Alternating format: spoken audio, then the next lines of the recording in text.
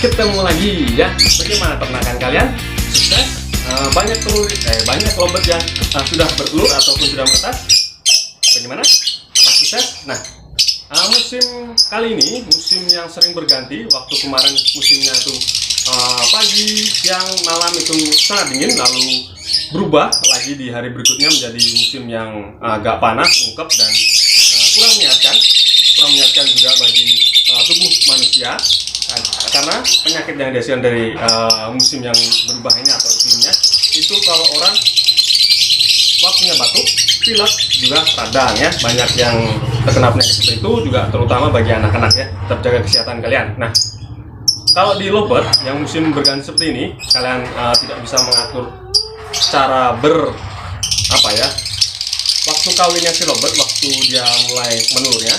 Hati-hati, lovebird akan mengalami seperti tidak mau berkawin atau tidak akan bertelur dan agak susah untuk menetas ya. Nah, kalian harus bisa mengakali atau memperkirakan si lovebird itu waktunya kawin kapan dan waktunya dia bertelur kapan dan menetasnya bagaimana. Nah, kalian harus bisa mengatur si lovebird itu menjadi berproduksi lagi ya, agar bisa menetas dan agar bisa bertelur dan bisa menetas. Harus kalian pintar-pintar mencari setelah di musimnya dan setelah bagaimana kalian merawatnya ya. Karena karakter lovebird itu berbeda-beda.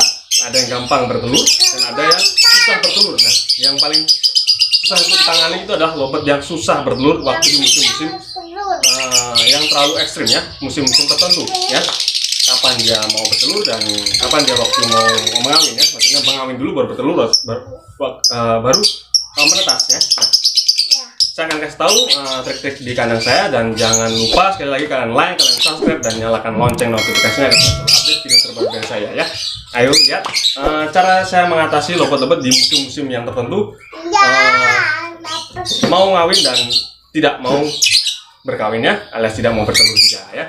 Ayo kita lihat. Nah guys, saya ada beberapa yang lovebird akan saya kawinkan dan akan saya telurkan lagi. Nah, karena lovebird ini dia tidak mau di musim-musim yang terlalu dingin banget, ada yang tidak mau terlalu ungkep dan hawanya yang menyengat, panas gitu ya. Dia tidak mau kawin dan tidak mau bertelur ya. Nah, itu saya memilih musimnya atau cuacanya yang agak bagus, yang pas. Musim yang pas itu bagaimana? Nah, kalau musim yang pas itu, kalau dari saya sendiri ya, dari pribadi saya sendiri, kalau saya mau mengawinkan atau menelurkan si lovebird, saya tunggu musimnya yang nggak terlalu panas dan nggak terlalu dingin banget ya, alias udara sejuk ya. Nah, kalau yang ini termometer saya menunjukkan di angka 32,8 ya, 30,8 itu juga cukup panas di sore hari.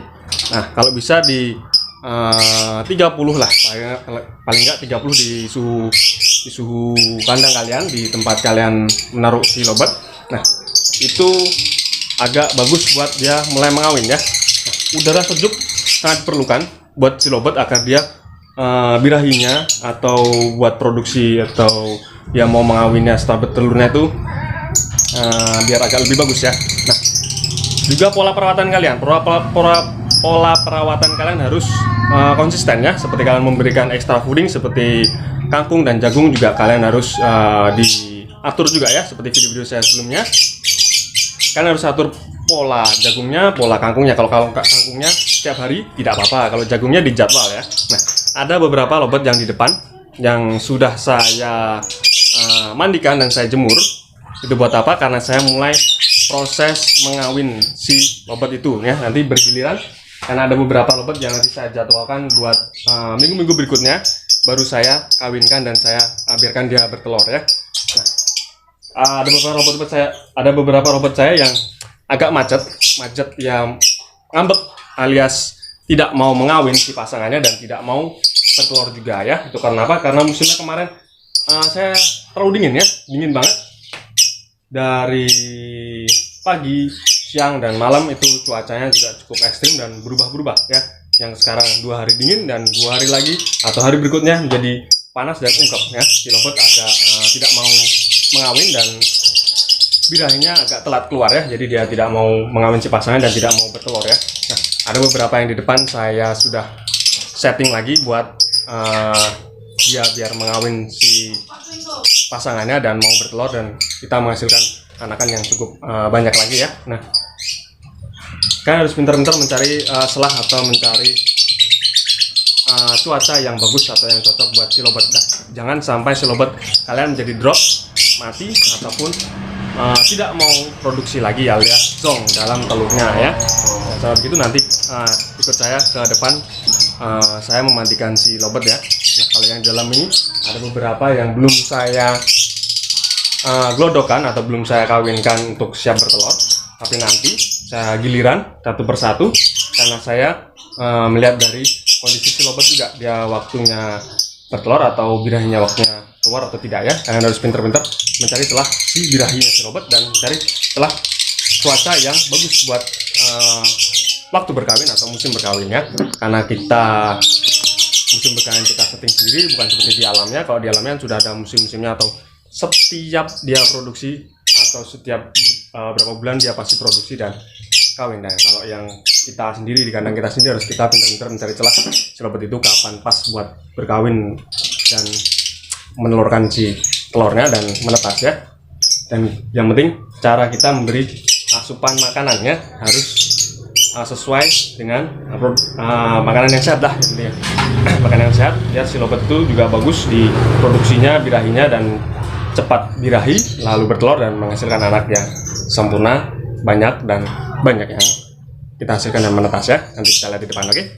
Nah, ini lobet yang sudah saya mandikan, saya jemur dan saya mulai rakit buat dia meningkatkan itunya ya, meningkatkan birahinya agar birahinya muncul lalu dia cepat mengawin si pasangannya dan bertelur serta menghasilkan anakan yang banyak, menetas yang banyak dan menjadi lobet yang sehat juga ya. Nah, ini beberapa lobet yang saya setting yang sebelumnya saya lepas glodok, jadi biar dia tenang, biar dia beristirahat dulu, tidak bertelur dulu. Saya istirahatkan selama hampir lebih 2 bulan ya. 2 bulan, ada yang 4 bulan, ada yang 3 bulan. Nah, kali ini saya sudah menyetingnya, saya sudah mandikan. Saya sudah mandikan, sudah saya jemur, dan waktunya saya memberi glodok dan memberikan susuan ya. Nah, jangan lupa sekali lagi extra foodingnya harus tetap kalian jaga. Kalian kasih jagung, kalian kasih jagung. Nah, kalian kasih jagung, kalian kasih kangkung. Nah, kalau bisa porsi jagungnya kalian kasih seminggu 2 kali atau 3 kali ya, buat mempercepat birahinya dia ya. Nah, ini lobet-lobet ada 1, 2, 3, 4, ada 6 indukan lobet yang bakalan saya setting buat dia mulai bertelur lagi, karena kemarin sudah saya istirahatkan selama 2 bulan ya. Nah, harus kalian rutin kan memilih-milih waktu, memilih-milih cuaca. Kalau cuacanya kurang bagus atau kurang tepat, seperti terlalu panas ataupun terlalu dingin yang berlebih, kalian jangan dulu kalian produksikan atau jangan dulu kalian kawinkan, karena mubazir, dia akan lama buat mengawinnya. Lalu jika dia sudah dikawin, belum tentu dia akan menetas ya, karena dia akan menghasilkan telur yang zong alias telur yang tidak mengisi, karena dia cuman bertelur dari birahinya saja, bukan bertelur dari pembuahannya. Nah, kalian harus pintar-pintar mencari celah dan kalian harus pintar-pintar mencari cuaca yang bagus ya. Jangan lupa extra foodingnya juga kalian harus atur, makannya juga harus kalian siapkan sesuai porsinya ya. Jangan sampai asal-asalan kalian memberikan porsi makanan. Nah, ini saya lakukan. Nah, kita sekarang saya merakit indukan lagi ya. Kalau masalah makan, masalah perawatan atau yang lain-lain sudah saya jelaskan di video saya yang sebelumnya ya. Ini mengganggu saja si kecil. Nah, jangan lupa kalau kalian sudah menonton video ini, kalian like, kalian subscribe, dan nyalakan lonceng notifikasinya agar kalian selalu update video terbaru dari saya. Saya mau melanjutkan dulu pemasangan godok dan pemberian susulannya agar si lobet mulai mengawin dan mulai bertelur lagi ya. Semoga tetasannya banyak. Nanti kalau tetasannya banyak, saya akan beritahu ke kalian seperti video-video saya sebelumnya ya. Sampai jumpa, sampai ketemu lagi, dadah.